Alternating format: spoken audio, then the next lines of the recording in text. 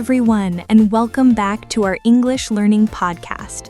I'm Jessica, and I'm really excited to have you with us today. Hi everyone, I'm Mike. If you're listening right now, you're in the perfect place to learn English grammar step by step. Yes, today we're talking about basic English grammar rules. But don't worry, we're not going to make this complicated.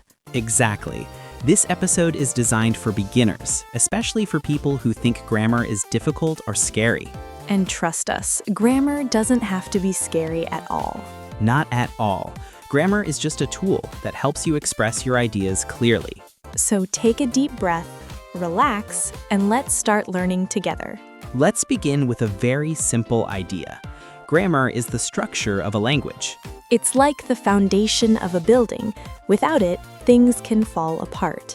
Grammar tells us how to arrange words in the right order so people can understand us. For example, if I say, eat, I, rice, you understand the words, but the sentence sounds wrong. But if you say, I eat rice, it sounds correct and natural. That's grammar working quietly in the background. In English, most sentences follow a very simple structure. That structure is subject, verb, and object. The subject is the person or thing doing the action, The verb is the action. and the object receives the action. Let's look at a few simple examples. I drink water. I is the subject, drink is the verb, and water is the object.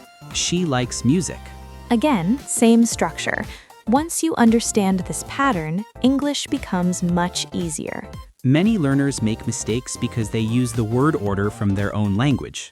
Yes, and that's completely normal. But English likes its order, and once you practice it, it becomes natural. Now let's talk about subject pronouns. Subject pronouns replace names. Instead of saying Jessica is happy, I can say she is happy. The main subject pronouns are I, you, he, she, it, we, and they. I is used for yourself. You is used for the person you're talking to. He and she are used for people. It is used for things, animals, or ideas. We is used when you include yourself with others. And they is used for more than one person or thing. One very important rule in English is that every sentence needs a subject. Even sentences about the weather. You can't say, is cold today. You have to say, it is cold today. English really loves having a subject in every sentence. Now let's move on to one of the most important verbs in English, the verb to be. This verb is everywhere in English. In the present tense, it has three forms: am, is, and are. We use am only with I. For example, I am tired. We use is with he, she, and it. He is a student.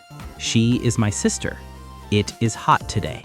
We use are with you, we, and they. You are welcome. We are ready. They are friends. Many beginners forget this verb, but it's very important. Instead of saying she happy, always say she is happy. Now let's talk about articles. Articles are small words, but they are very powerful. The articles in English are a, an, and the. We use a and an when we talk about something in general. A is used before words that start with a consonant sound. A book, a car, a house. An is used before words that start with a vowel sound. An apple, an egg, an idea. Notice we said vowel sound, not just vowel letter. Yes, for example, we say an hour because the H is silent. Now, the is used when something is specific. For example, I saw a movie. The movie was very interesting. First, it's general, then it becomes specific. Now let's talk about nouns and plurals. A noun is a person, place, thing, or idea. When there is more than one noun, we usually make it plural. Most nouns become plural by adding s. Book becomes books. Phone becomes phones. Some nouns add es. Box becomes boxes. Glass becomes glasses. And then we have irregular plurals. Child becomes children. Foot becomes feet. English likes to break its own rules sometimes. Now let's talk about verbs and actions. Verbs tell us what someone does. Eat, drink, go, study, work. These are all verbs. One very important tense is the present simple tense. We use it to talk about habits, routines, and facts. For example, I wake up at 6 a.m. She works in an office. He plays football every weekend. Notice something special with he, she, and it. Yes, we add s to the verb. He eats breakfast. She reads books. This small s is easy to forget, but very important. Now let's make negative sentences in the present simple. To do that, we use do not or does not. I do not like tea. She does not like coffee. After does not, the verb goes back to its base form. Not likes, just like. English grammar says don't be greedy with the S. Now let's talk about questions. To make questions in the present simple, we use do or does. Do you work here? Does she live near you? Again, the main verb stays in its base form. Now let's move on to adjectives. Adjectives describe nouns. They tell us how something looks, feels, or is. For example, a big house, a small room. A happy person, a sad movie. In English, adjectives come before the noun. Not car red, but red car. Now let's talk about prepositions. Prepositions help us talk about time, place, and direction. Let's start with time. We use at for exact times.